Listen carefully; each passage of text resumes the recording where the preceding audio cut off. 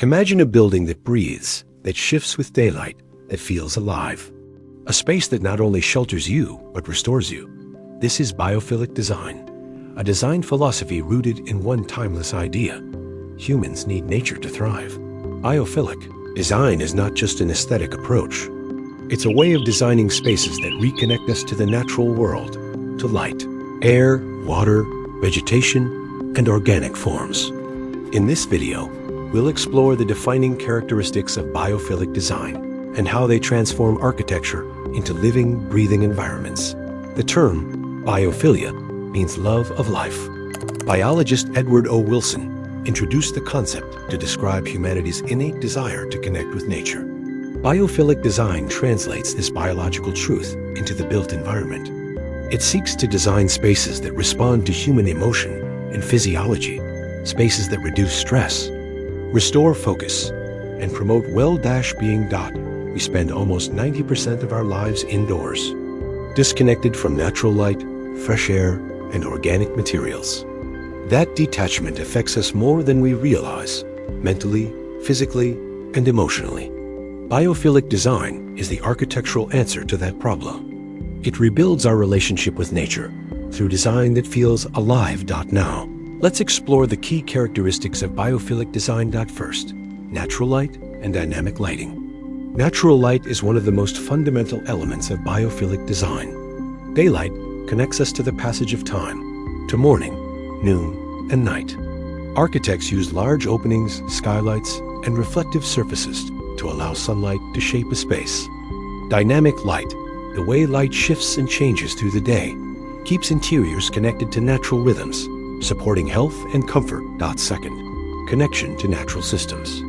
Biophilic design acknowledges the cycles of the natural world: air movement, rain, seasonal change. Buildings that breathe, that capture rainwater, or open themselves to breezes, remind us that architecture and nature are not separate systems.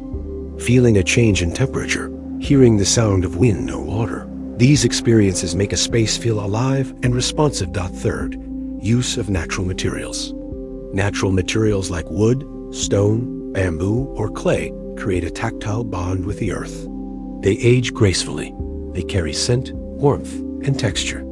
Unlike synthetic materials, they reflect authenticity, reminding us of nature's imperfections and beauty. Biophilic design favors materials that are renewable, locally sourced, and true to their environment. Fourth, the presence of vegetation and living systems. Plants are among the most direct ways to bring nature indoors. They clean the air, regulate temperature, and soften the acoustics of a space. Vertical gardens, rooftop greenery, and interior courtyards allow vegetation to thrive within architecture. Greenery blurs the line between interior and exterior, restoring our instinctive need to coexist with living systems. Fifth, water elements. Water calms, refreshes, and connects. In biophilic design, water appears as reflection, movement, or sound through fountains, streams, or rain features. It stimulates multiple senses at once, grounding the human experience in natural serenity. Spaces like Falling Water by Frank Lloyd Wright or Singapore's Jewel Changi Airport show how water can become the emotional heart of a design. Sixth, natural shapes and forms. Nature rarely uses straight lines. Biophilic design embraces curves, spirals, fractals, and branching patterns. These organic geometries mirror leaves, shells, and rivers, creating forms that feel intuitive and familiar. Such patterns relax the mind and add fluidity to spaces that might otherwise feel rigid or mechanical. Seventh, views and visual connection with nature. Even a view of trees or sky can transform mood and productivity. Visual access to natural landscapes, whether through a window, a courtyard, or an atrium, lowers stress and improves concentration. When architecture frames nature, it reminds us that we are part of something larger and more enduring. Eighth, spatial experience, prospect and refuge. Human beings instinctively seek balance between openness and protection. Prospect means the ability to see out, wide, open views that create comfort and awareness. Refuge means enclosure, cozy, shaded corners where we feel safe. When a space combines both, It satisfies deep psychological needs for exploration and security. Ninth, natural color and texture palette. Biophilic spaces draw color from the world around us. Greens of foliage, browns of soil, blues of sky and water, the gold of sunlight. These tones, paired with rough textures and soft light, create warmth and serenity. Natural colors are more than decoration. They communicate harmony and balance, 10th sense of place and ecology. True biophilic design respects its location. It reflects local climate, materials, and culture. A building in a desert uses shade and clay to cool.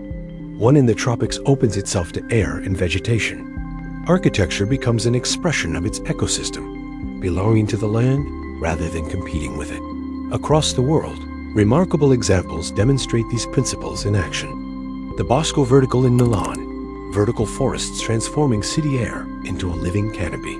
The Khu Tek Puat Hospital in Singapore is designed as a healing garden, where greenery and water embrace patients and visitors alike.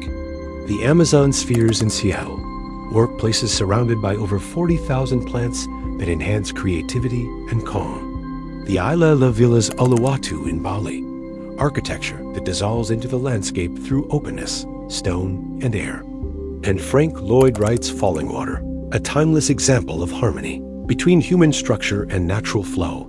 Each of these projects proves that when design partners with nature, architecture becomes more than a shelter. It becomes an ecosystem. Biophilic design isn't about decoration or trend. It's about restoring a relationship that the modern world has forgotten. It reminds us that architecture is not meant to isolate us from nature, but to draw us closer to it. When a space captures the spirit of life, when it moves, breathes, and changes, we feel at home. That is the essence of biophilic design. To create architecture that feels alive, because it honors life itself. So the next time you enter a building, ask yourself, does it confine you or does it connect you? Because the best architecture doesn't just protect us from the world outside, it brings that world back in.